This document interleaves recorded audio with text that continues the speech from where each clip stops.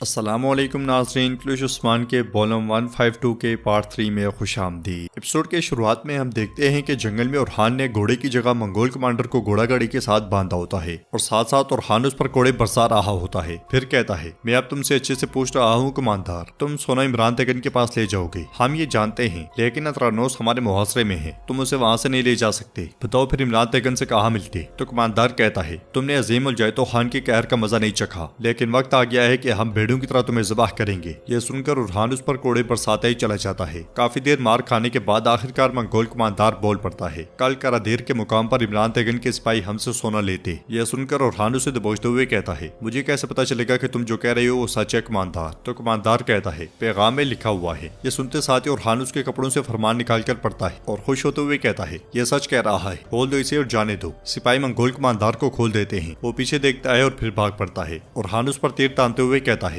ये हमारे मुसलमान भाइयों की खातिर जिन्हें तुमने कत्ल किया। उरहान का छोड़ा हुआ तीर पीछे मुड़ने वाले मंगोल कमांडर की गर्दन से आर पार हो जाता है। मंगोल कमांडर अपने अंजाम को पहुंचता है और उरहान कामयाब अपने साथियों के साथ वहां से रवाना हो जाता है। नाज़रीन, इसके बाद हम अतरानोस किले में देखते हैं इमरान तेगन अपने मेहमान इत्तेहादियों के साथ आगे बढ़ रहा होता है और कहता है, मैं वो था जिसने मंगोलों और पोप को राजी किया और यरूशलेम को सोने के थाल में सलीबियों को पेश किया और फ्रेंको लातीनियों और पोप के लिए निकलने वाली सलीबी फौज वेंस के बहरी जहाजों के जरिए इन सरजमीनों में आएगी। वो बाज़ंतीनियों के साथ इत्तेहाद करेंगे। एक सफीर पूछता है, तुर्क किले का मुहासरा किए हुए हैं तो हम कहां से निकलेंगे। इसके साथ ही वो सब एक नक्शे के पास पहुंचते हैं और इमरान तेगन नक्शे पर इशारा करते हुए कहता है, पानी के नीचे से तुर्क उस फौज के खिलाफ मुत्तहिद होना चाहेंगे और खुद को मुसल्लह करेंगे। फिर उनमें से ज्यादा अक्लमंद काई के पीछे खड़े होंगे, मेरा मतलब है उस्मान के पीछे। उस्मान जानता है कि ये लश्कर उनके लोगों को कुचल देगा और उनके अमलाक को तबाह कर देगा, इसलिए सलीबी फौज यहाँ से ना गुजरे, इसके लिए वो जो कर सका करेगा। जो किले उसकी मलकियत है वो उनके दिफा के लिए वक्त बचाएगा। तो सफीर कहता है, लेकिन इससे हमारा वक्त जाया हो जाएगा इमरान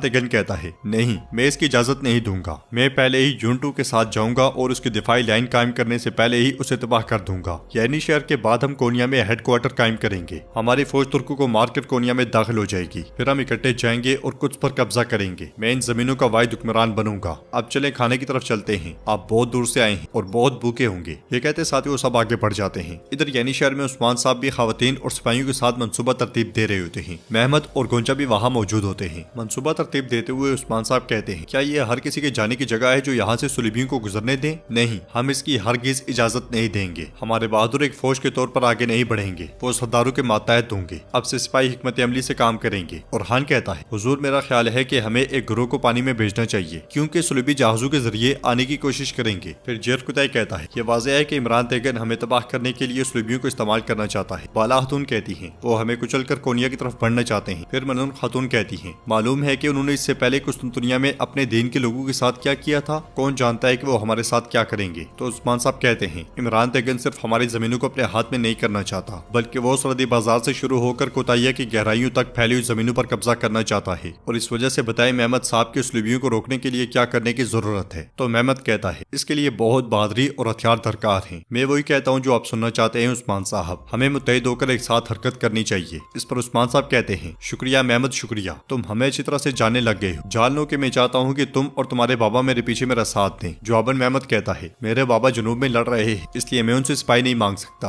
अगर मसला इत्तेहाद का है तो मैं अपने बाबा को बताऊंगा और यहाँ के बहादुरों के साथ आपका साथ दूंगा। फिर उस्मान साहब कोनूर से कहते हैं, कोनूर का रसे जानदार और हामिद के बेटे, इसके अलावा अशरफ के बेटे, सबके पास कासिद भेज दो। मैं चाहता हूँ कि वो सब मेरे पीछे जंग में हो। तो महमद कहता है, जानदार को खबर भेजने की जरूरत नहीं, क्योंकि वो कोताहिया गए हैं और अब वो मेरे बाबा के साथ जंग में हैं। अलाउद्दीन पूछता है, वो कोताहिया में क्या कर रहे हैं? तो महमद कहता है, आप इत्तेहाद और तावन की बात करते हैं और हम भी यही करते हैं अलाउद्दीन साहब। जानदार साहब के बेटे सुलेमान साहब के भाई के साथ मेरी बहन गोंजा की शादी होगी। ये सुनते साथ ही सबकी आंखें खुली की खुली रह जाती हैं। महमद मजीद कहता है, अब से हम जानदार के रिश्तेदार हैं। यह सुनकर उस्मान साहब कहते हैं, ठीक है फिर खैर हो इंशाल्लाह। गोंजा की आंखें नम हो जाती हैं और महमद अलाउद्दीन की तरफ देखते हुए कहता है, होशियार रहें, कोई भी इस इत्तेहाद में रुकावट डालने की कोशिश ना करे, वरना उसे भारी कीमत चुकानी पड़ेगी। फिर उस्मान साहब कहते हैं, अगर बात करने के लिए और कुछ नहीं है तो दीवान खत्म हुआ। यह सुनते साथ ही सब दीवान से चले जाते हैं। उधर होलोफेरा जिंदान में बहुत परेशान होती है, इसलिए में उरहान वहाँ पे आता है और उससे कहता है, होलोफेरा फिर तुम मुझसे भी बात नहीं करना चाहती। हर कोई तुम्हें मुजरिम समझता है, लेकिन मुझे तुम पर यकीन है गवर्नर की बेटी। मैं जानता हूँ कि तुमने ऐसा नहीं किया और तुमने आयशा खातून को जहर नहीं दिया। मैं ये सब पर साबित करूंगा। ये सुनते साथ ही होलोफेरा की आंखों से आंसू बहने शुरू हो जाते हैं और वो पीछे मुड़कर देखती है, मगर उरहान जा चुका होता है। दूसरी तरफ गोंजा महमद से पूछती है,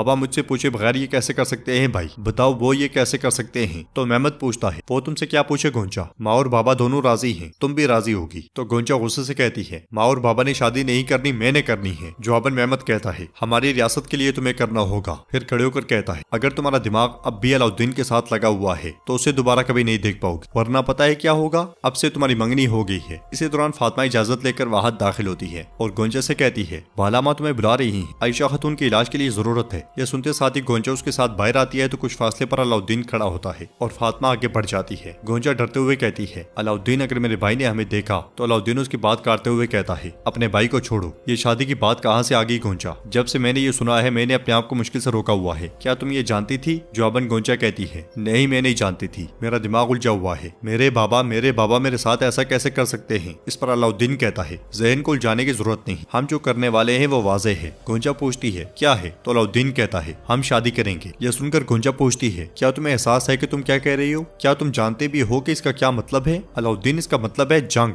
ये सिर्फ काई और गर्मियान के दरमियान नहीं, जानदार के दरमियान भी जंग। तो अलाउद्दीन कहता है अगर ये जंग है तो मैं लड़ूंगा, लेकिन मैं तुम्हें किसी के पास नहीं छोड़ूंगा गजाली आंखों वाली। गोंचा कहती है अलाउद्दीन इस वजह से तुम्हारी जान को खतरा होगा, मैं तुम्हारे साथ ऐसा नहीं कर सकती, मैं तुम्हें आग में नहीं धकेल सकती। अलाउद्दीन कहता है ऐसा ना करो गोंचा, चलो मेरे बाबा के पास चलते हैं, वो हमारे साथ खड़े होंगे। जबकि गाजी छुपकर उन्हें देख रहा होता है और अलाउद्दीन को गोंचा को मनाता हुआ देखकर कहता है हाँ कहे तो भी मैं जलूंगा और ना कहे तो भी मैं जलूंगा, दोनों सूरतों में मैं ही जलूंगा। आह याकूब बे आह। फिर मेहमद को आता हुआ देखकर कहता है ये पकड़े जाएंगे, मेहमद गोंचा को मार डालेगा, गोंचा खातून सिर्फ आपके लिए। ये कहते साथ ही वो दोनों तलवारें बेनियाम करके मेहमद के सामने जा खड़ा होता है और कहता है मेहमद साहब तलवार निकालो और मुझसे मुकाबला करो। गाजी की आवाज अलाउद्दीन और गोंचा भी सुन लेते हैं। इधर मेहमद गाजी से कहता है ओ गाजी अब तो तुम तरबियत करना चाहते हो, चलो आ जाओ शाबाश। ये कहते साथ ही उसके साथ लड़ने लग जाता है और कुछ देर के बाद उसे उठाकर उससे प्यार करता है। गोंचा डरते हुए बार बार उस तरफ देख रही होती है और अलाउद्दीन से कहती है मुझसे ये मत चाहो अलाउद्दीन। ये कहते साथ ही वो जाने लगती है तो अलाउद्दीन उसे रोकते हुए कहता है कल तक सोचो गोंचा, गौर से सोचो। ये सुनते साथ ही गोंचा चली जाती है। उधर मलून खातून उस्मान साहब से कहती है होलोफेरा ने एक लफ्ज भी नहीं बोला हुजूर, वो सिर्फ यूनुस एमरे को देखना चाहती है। तो उस्मान साहब कहते हैं फिक्र ना करो, इंशाल्लाह यूनुस एमरे उसकी अच्छी रहनुमाई करेंगे, हम पता लगाएंगे ये किसने किया, परेशान ना हो। इसी दौरान वहाँ पे गुंदोज साहब आते हैं और उस्मान साहब के पूछने पर गुंदोज साहब कहते हैं मेरी बहू मेरी आंखों के सामने मौत से लड़ रही है, जिसने उसके साथ ये किया उसे कब सजा होगी।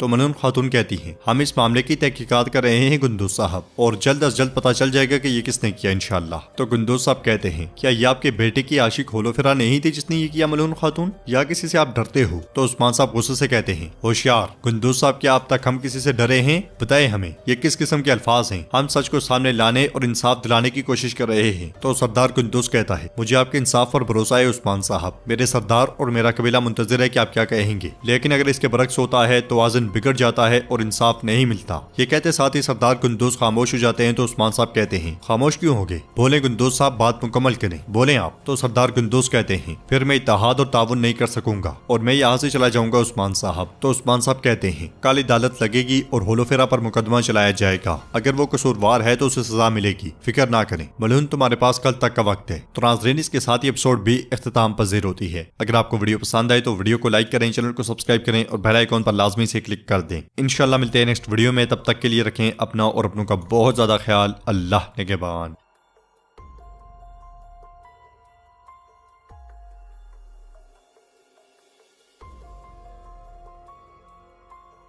अस्सलामुअलैकुम नाज़रीन, क्लूश उस्मान के वॉल्यूम 152 के पार्ट 3 में खुशामदीद। एपिसोड के शुरुआत में हम देखते हैं कि जंगल में ओरहान ने घोड़े की जगह मंगोल कमांडर को घोड़ा गाड़ी के साथ बांधा होता है और साथ साथ ओरहान उस पर कोड़े बरसा रहा होता है। फिर कहता है मैं अब तुमसे अच्छे से पूछ रहा हूँ कमांडर, तुम सोना इमरान तेगन के पास ले जाओगे, हम ये जानते हैं, लेकिन अतरानोस हमारे मुहासरे में है, तुम उसे वहाँ से नहीं ले जा सकते, बताओ फिर इमरान तेगन से कहाँ मिलते। तो कमांडर कहता है तुमने अजीम उल जैतो खान के कहर का मजा नहीं चखा, लेकिन वक्त आ गया है कि हम भेड़ों की तरह तुम्हें ज़बाह करेंगे। यह सुनकर ओरहान उस पर कोड़े बरसाता ही चला जाता है। काफी देर मार खाने के बाद आखिरकार मंगोल कमांडर बोल पड़ता है कल करादेर के मुकाम पर इमरान तेगन के सिपाही हमसे सोना लेते। यह सुनकर ओरहान उसे दबोचते हुए कहता है मुझे कैसे पता चलेगा कि तुम जो कह रहे हो वो सच है कमांडर। तो कमांडर कहता है पैगाम में लिखा हुआ है। यह सुनते साथ ही ओरहान उसके कपड़ों से फरमान निकाल कर पढ़ता है और खुश होते हुए कहता है यह सच कह रहा है, खोल दो इसे और जाने दो। सिपाही मंगोल कमांडर को खोल देते हैं। वो पीछे देखता है और फिर भाग पड़ता है। ओरहान उस पर तीर तानते हुए कहता है है, ये हमारे मुसलमान भाइयों की खातिर जिन्हें तुमने कत्ल किया। उरहान का छोड़ा हुआ तीर पीछे मुड़ने वाले मंगोल कमांडर की गर्दन से आर पार हो जाता है।